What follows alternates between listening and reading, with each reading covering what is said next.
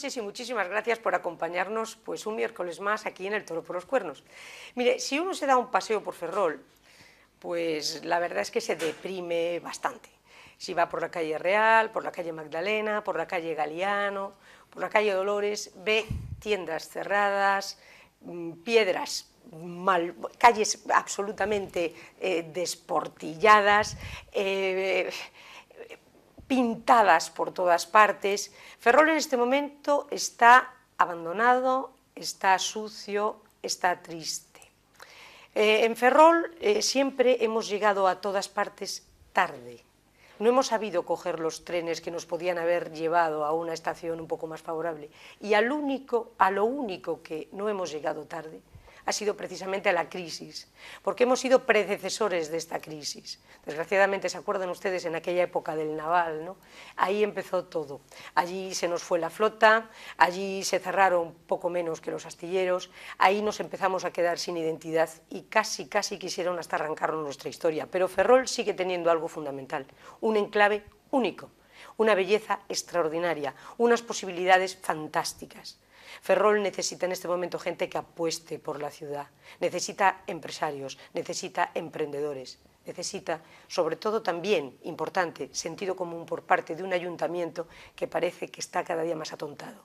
Ferrol necesita muchas cosas y tiene muchas posibilidades. Bueno, pues para esto y de esto y de muchas cosas más vamos a hablar de viviendas, vamos a hablar de rehabilitaciones, vamos a hablar de turismo, vamos a hablar del comercio ferrolano en sí. Y qué mejor que tener esta noche con nosotros a un empresario absolutamente polivalente, porque prácticamente toca todos los palos. José Fernández, muy buenas noches. Muchas gracias por la presentación, y es cierto, toco todos los palos porque en una ciudad tan pequeña, si no tocas un poco todo, no abarcas. Porque claro, no hay muchas posibilidades, es decir, aquí no puede ser grande en alguna cosa concreta, que sí hay empresas, ¿no? Porque está Megasa y hay empresas fundamentalmente portuarias, pero si tú quieres estar en la economía, en la microeconomía que puedes hacer en una ciudad relativamente pequeña como Ferrol, pues es que tienes que darle un poquito a todo. Además, bueno, cuando tienes esa dedicación desde pequeñito, pues uno siempre va buscando esos nichos de negocio en donde... ¿Cuántos años llevas en esto, José? Pues mira, yo empecé en el mundo de la construcción de la mano de mi padre, que fue el que me enseñó lo poco que sé, porque yo no era muy listo, ¿no? Porque mi padre no me quisiese enseñar más, 50 años. O sea, yo tengo 55, con lo cual a los 5 años mi padre empezó en esto, yo estudié, yo hice la mili, a los 18 años cuando licencié, en vez de irme para Santiago, como alguno de mis pocos amigos que se fueron a Santiago, yo decidí ponerme a trabajar. Creo que para mí el mundo del trabajo era más atractivo en aquel momento, por haberlo mamado desde pequeñito, que irme a Santiago a hacer una carrera que no me llamaba ninguna. A lo mejor también porque yo era un poco vago para estudiar, ¿eh? Y en principio yo decía que tocas todos los palos porque en principio promotor, constructor, rehabilitador, porque ahora mismo, ¿cómo ves tú el tema? Bueno, pero eso de todas formas, esos palos forman parte intrínseca del sector de la construcción, que ahora parece que está denostado porque le llaman la burbuja y parece ser que fue el mal que tuvo este país. Sin embargo, aquí todo lo que ha crecido en función de ese boom inmobiliario, porque en el año 92 tuvimos una crisis tremenda, sí. En el año 86 tuvimos otra tremenda, y en el año 73, que yo me remonto a esa también, que fue cuando yo empecé con mi padre, en ese momento fue la crisis del petróleo, el problema del Golfo, y el cemento, por ejemplo, dobló su precio, con lo cual se encareció todo. El petróleo al encarecer, encarece el cemento y encarecen los pisos. Y aquí, de todas formas, Ferrol estaba sin hacer, ¿eh? Estamos hablando del año 73, Ferrol estaba sin hacer. Pero tenía cerca de 90.000 habitantes en esos años, en la década de los 60 a los 80, en la década de los 70 a los 80, estábamos cerca, si no recuerdo mal ahora de memoria. 90 y tantos mil, ¿eh? 90 y tantos mil. 93.000 me parece. Y los transeúntes, porque tú sabes que la gente de Marina, que consumía y que gastaba y que te cobraba todos los meses, a veces eran transeúntes, no se empadronaban. Claro, porque aquí estaba la porque flota. Venía la flota. Efectivamente. Y ellos no tal. Con lo cual aquí podemos decir que en aquel momento, además hay una frase, mira, mi padre que empezó su vida profesional en Vigo, nosotros somos danenses, ¿no? La familia. Y entonces en el momento que empieza mi padre su hacer profesional, bueno, digamos que Vigo no le gustaba mucho, la gente de Vigo, bueno, pues era un poquito distinta. Yo ahora tengo familia también en Vigo, ¿no? Pero en aquel momento yo tengo aquí un tío que estaba en la Marina, precisamente, en la Armada, y entonces le dijo a mi padre, vete para Ferrol, porque en Ferrol circula el dinero por las calles. Esta es una frase que yo oí después con el tiempo, en un viaje quizá a Cuba, oí esa misma frase de un hombre que me hablaba de antes de la Revolución, de antes del 59, me hablaba que en La Habana circulaba el dinero por las calles. Este es un dicho que o fue de aquí para allá o vino de allá para aquí. Pero lo que sí es cierto es que eso era verdad. Es decir, aquí había plena ocupación, es cierto que no había los controles que hay hoy del INEM, del paro, porque a veces cuando hablamos del paro del 27%, no nos damos cuenta que desde que hay control del paro desde el año 82 hasta estos días, el 14% es el paro estructural que tiene este país. O sea, esto hay que hacérselo mirar, porque no puede haber en la época del boom económico y de la burbuja inmobiliaria que hacía falta gente, por eso vinieron 6 millones de inmigrantes, un 14% del paro. Esto hay que hacérselo mirar. Pero en todo caso hoy estamos en el 27 en esta comarca o el 28. Pero lo que es peor son las noticias de hoy, recientemente las vi en internet, del Fondo Monetario Internacional, es decir, que augura que este año no vamos a crecer nada, que vamos a decrecer más del 1,6, pero es que tampoco vamos a crecer el año que viene el 0,7, es que vamos a seguir decreciendo, según el Fondo Monetario Internacional, que yo espero que los estudios del Fondo Monetario Internacional se equivoquen y acierten y de alguna vez veamos esos brotes verdes que nos prometían los anteriores gobernantes, la luz del túnel que nos dijo ayer el ministro de Economía en una de sus comparecencias y que realmente nos sirva a nosotros, porque nosotros yo me temo que hemos perdido muchas posibilidades. Es decir, cuando fueron los buenos tiempos, se nos fue la flota, se nos fue el ejército, los astilleros nos hicieron cerrar incluso la producción offshore de Astano. Astano, hoy las noticias es que está desmantelándose. Dentro del mes y medio que no tiene ningún trabajo. Poco debe tener de todas formas, porque yo veo poca actividad. Pero es que hoy la noticia que lees en cualquier diario es que se está desmantelando. Eso lo denuncian los sindicatos, ¿no? Pero, claro, si te dicen, es que uno de los mejores astilleros de España, en esos petroleros que hacíamos, en plataformas offshore, en todo lo que se le encargó, yo no entiendo si había más o menos beneficio, no lo entiendo porque no veo los balances. Pero lo que sí es que capacidad la había. La capacidad naval, de la construcción naval ferrolana, no se discute en ninguna parte del mundo. Porque por cualquier ciudad del mundo que yo estuve, todo el mundo identificaba a Astano como uno de los mejores astilleros de Europa.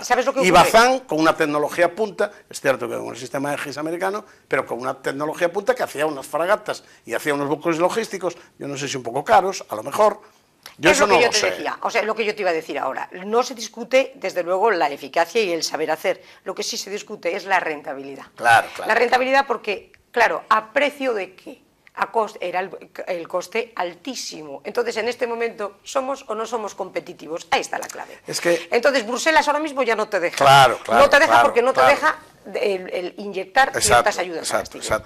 Pero, habiendo padecido esa crisis tremenda, que fueron decisiones políticas, porque cuando hubo que cortar en aquel entonces, ¿por qué se cerró el panorama para Astano y para Bazán y, sin embargo, se hizo o se creó Puerto Real? Bien, porque interesaba Cádiz, como siempre. Políticamente. Y la flota. ¿Por qué se llevó la flota? Bueno, pero bueno, eso ya son decisiones políticas, agua pasada. Pero que han afectado a Ferrol. Y luego otra cosa que ha afectado mucho a Ferrol fue que llegara la autopista, la autovía, tan a destiempo. Por eso te digo que todos los trenes los hemos perdido. Sí. Pero ahora, porque no nos podemos olvidar de una cosa, estando Paco Vázquez precisamente en el Congreso, los fondos que le dieron precisamente para que se terminara la autopista desde Puente de Eume hasta Ferrol, se utilizaron en el Paseo Marítimo de La Coruña. Y en el tranvía, que no se utilizó nunca. Entonces, claro... Pero ojo, ahí también tuvo la aquiescencia del gobierno, porque el que ponía las pegas en aquel momento por un problema ecológico era el alcalde de Puente de Eume, al que hay que agradecerle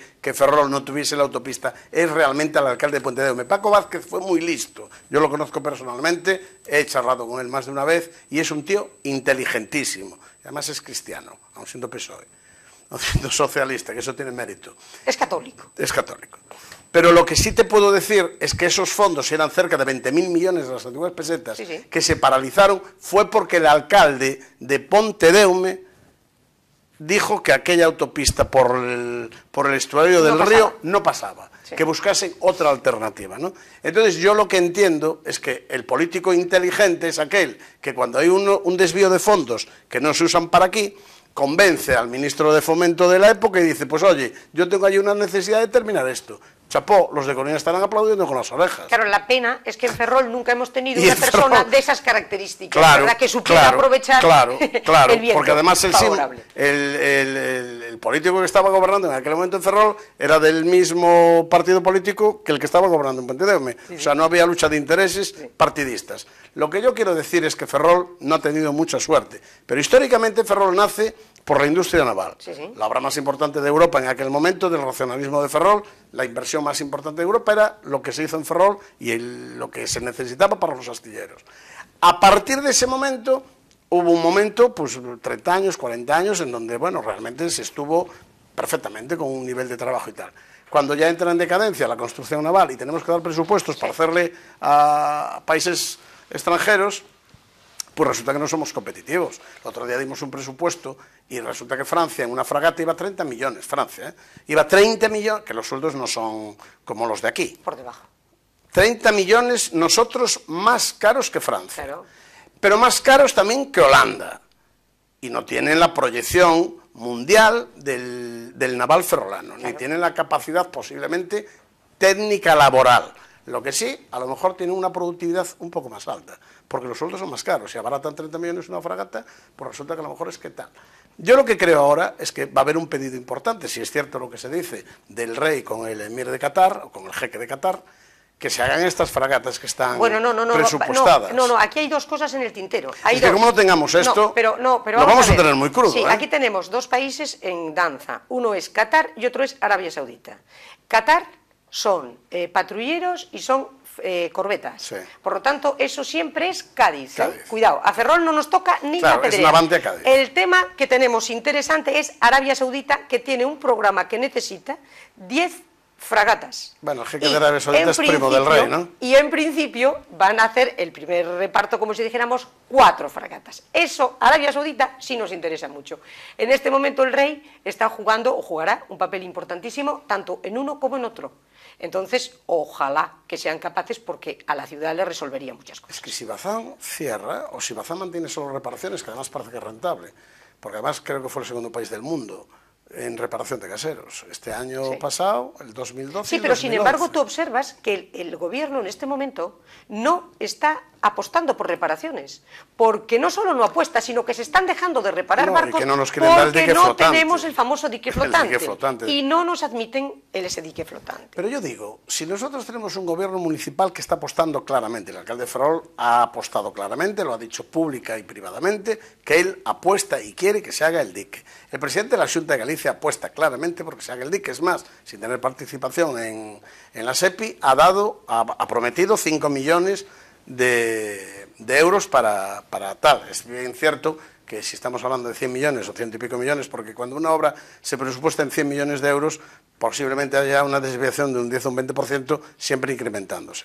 Es cierto que la inversión en este momento es fuerte. 120 millones de euros para hacer el dique flotante es una inversión fuerte, pero no es menos cierto que aquí hay 100 y pico mil almas que vivimos. Por eso tú empezabas tu alocución diciendo que se cierran comercios, que no, pisos vacíos, que ahora entraremos porque es la locomotora de la comarca. Es que es la locomotora, no hemos sido capaces de reindustrializar. Sí. Bueno, primero, Ferrol no ha tenido ni tiene, aún hoy, ningún polígono industrial.